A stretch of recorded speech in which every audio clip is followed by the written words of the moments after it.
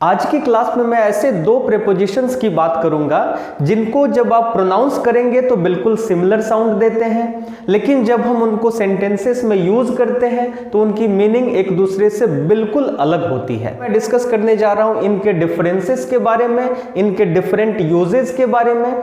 आप बने रहिए हमारे साथ। मैं हूं सरोज कुमार, आपका English teacher, and I welcome you to P3 training station. सबसे पहले इनकी जो मीनिंग्स हैं और उनमें डिफरेंसेस है, इसको समझना जरूरी है। So let's see the differences in meaning. Beside का मतलब होता है बाय द साइड ऑफ और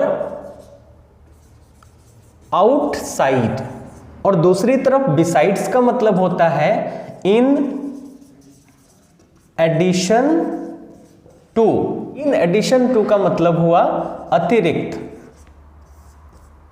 बिसाइड का हिंदी मतलब हुआ समीप या बाहर। नाउ जब आप इनके Hindi meaning and English meaning दोनों जान चुके हैं तो अब आपके लिए इन सेंटेंसेस को फिल करना बहुत आसान हो गया है। Let's try. So there is a river dash my residence. तो मेरे रेसिडेंस के बगल में एक नदी है, तो हमें कौन सा यूज करना है?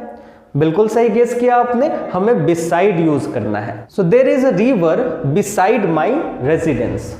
Let's see another sentence. Your argument is dash the point. आपका आर्ग्यूमेंट तथ्य से हटके है, मीन्स तथ्य से बाहर है। So your argument is beside the point. beside the point. Third sentence, dash English, he knows many other languages. English के अलावा, इंग्लिश के अतिरिक्त वह बहुत सारे भाषा जानता है। तो यहां अतिरिक्त के लिए besides का यूज होगा, besides.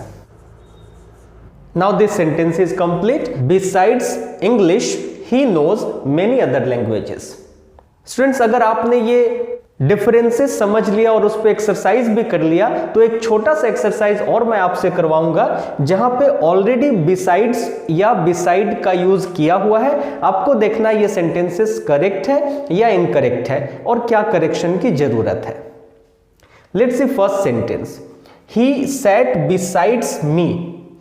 तो सेंटेंस का मतलब तो यह रहा है कि वह मेरे बगल में बैठा, लेकिन क्या बिसाइड्स यहां पे सही है? नहीं, बिल्कुल सही नहीं है, क्योंकि यहां पे होना चाहिए था बिसाइड, बगल में या समीप। तो यहां पे क्या हो जाएगा? बिसाइड, जहां पे एस नहीं लगेगा। सेकेंड सेंटेंस में your answer is besides the point. So इस सेंटेंस का भी मीनिंग आ रहा है कि तुम्हारा आंसर पॉइंट से हटके है, तो इसके लिए भी यहां बिसाइड्स नहीं होना चाहिए। क्या होना चाहिए? Beside. In third sentence, beside a pen he has a watch। कलम के अलावा उसके पास घड़ी भी है। तो यहां beside की जगह अगर besides यूज किया होता तो सही होता besides a pen he has a watch। इस तरह आपने देखा ये बेसिक डिफरेंसेस थे beside एंड besides के यूजेस में।